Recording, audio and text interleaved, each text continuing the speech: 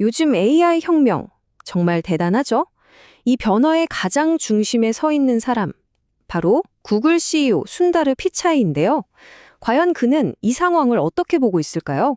최근에 있었던 심층 인터뷰를 바탕으로 그의 생각을 한번 제대로 들여다보겠습니다.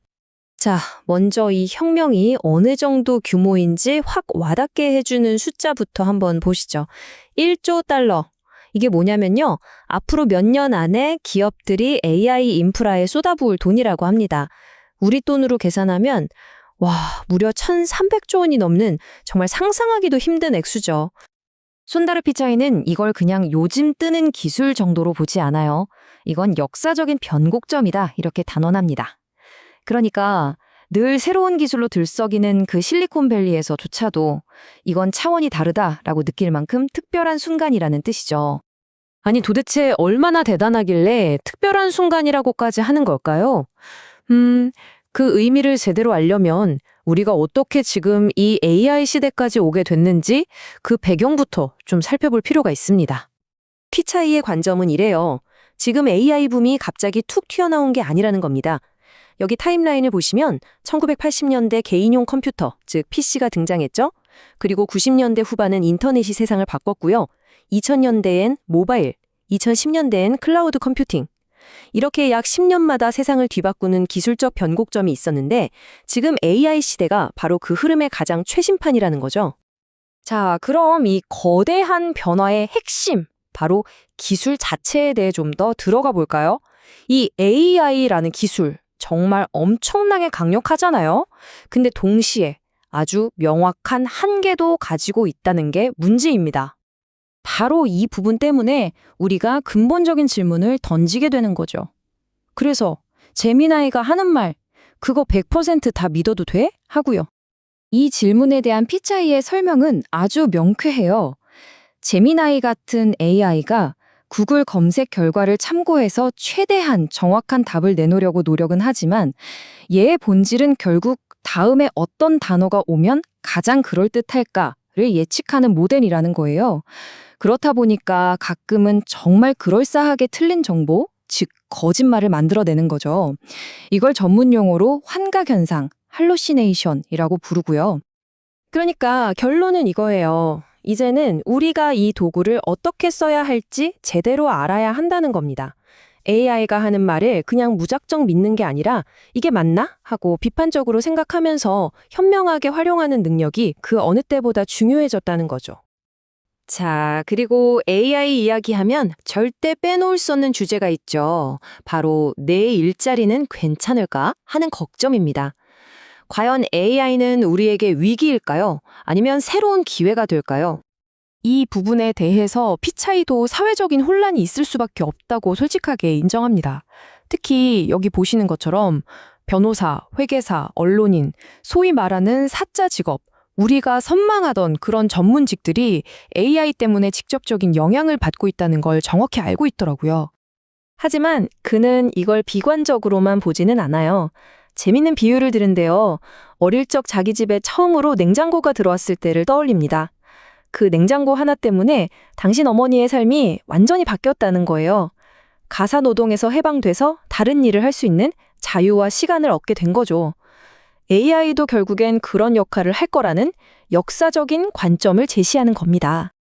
그래서 그가 내놓는 해법, 핵심 키워드는 딱 하나입니다. 바로 적응. 당신이 어떤 일을 하던 AI를 내 일의 파트너, 새로운 도구로 받아들이고 잘 활용하는 법을 배우는 사람. 바로 그 사람이 이 거대한 변화의 파도에 휩쓸리는 게 아니라 그 파도를 타고 더 멀리 나아갈 거라는 거죠. 하지만 이렇게 폭발적으로 성장하는 모든 것에는 반드시 그림자가 따르게 마련이죠. 지금부터는 이 화려한 AI 혁명 뒤에 숨겨진 두 가지의 거대한 숙제, 바로 에너지 문제와 저작권 이슈를 한번 짚어보겠습니다. 먼저 에너지 문제입니다. 이 그래프를 보시면 정말 극명하게 드러나죠? AI 데이터 센터가 어마어마한 전기를 먹어치우면서 에너지 수요가 폭증하고 있어요. 피차이도 이 점은 인정합니다. 하지만 그는 역설적으로 바로 이 문제 때문에 인류가 핵융합이나 지열, 태양광 같은 차세대 청정 에너지 개발에 더 필사적으로 투자하게 만드는 촉매제가 되고 있다고 말합니다. 다음은 저작권 문제입니다. AI를 학습시키려면 방대한 데이터가 필요한데 그거 다 어디서 가져왔냐, 혹시 내 창작물 무단으로 쓴 거 아니냐는 논란이 계속되고 있죠. 여기에 대한 구글의 입장은 이 세 단계로 요약할 수 있습니다. 첫째, 일단 기존 저작권법을 존중한다. 둘째, 원하지 않는 창작자에게는 자기 콘텐츠를 학습에 쓰지 못하도록 거부권, 즉 옵트아웃 선택지를 준다. 그리고 셋째, 유튜브가 크리에이터와 수익을 나누는 것처럼 AI로 발생한 가치도 창작자들과 공유하는 모델을 만들겠다. 뭐 이런 겁니다. 자, 그럼 이제 마지막 질문입니다. 이렇게 강력하고 때로는 위험할 수도 있는 기술을 손에 쥔 우리는 이걸 어떻게 책임감 있게 다루면서 미래로 나아갈 수 있을까요? 피차이는 구글이 매일같이 외줄타기를 하고 있다고 표현합니다. 한쪽에서는 대담하게 혁신해서 시장을 선도해야 하고 다른 한쪽에서는 책임감 있게 안전장치를 만들어야 하는 거죠. 이 둘 사이에 팽팽한 긴장감을 관리하는 것, 이게 바로 구글의 핵심 원칙이라는 겁니다. 정말 어려운 숙제죠. 이 발전 속도가 얼마나 빠른지 한번 보세요. 여러분, 불과 5년 전을 생각해보면 AI는 그냥 영화에나 나오는 막연한 개념 아니었나요? 그런데 지금은 어떤 도시에서는 운전대 없는 차가 실제로 도로를 달리고 있습니다. 더 놀라운 건 피차이는 양자 컴퓨팅 같은 차세대 기술이 지금 딱 5년 전에 AI 위치에 와 있다고 봐요. 그렇다면 앞으로 5년 뒤 세상은 또 얼마나 달라져 있을까요? 정말 상상하기가 힘드네요. 이 엄청난 변화를 우리가 얼마나 당연하게 받아들이고 있는지 피차이가 최근에 겪은 일화를 하나 소개해 드릴게요. 80이 넘으신 아버지를 구글의 자율주행차 웨이모에 태워드렸대요. 그 차가 스스로 운전하는 걸 경험하시는 아버지의 모습을 보면서 우리가 이런 놀라운 기술의 발전을 너무나 당연하게 여기고 있구나 하는 걸 새삼 깨달았다고 합니다. 결국 이 모든 이야기는 우리에게 하나의 질문을 던집니다. 보세요. 기술이 계속해서 우리를 놀라게 할 거라는 건 이제 정해진 미래나 다름없습니다. 중요한 건 기술이 아니에요.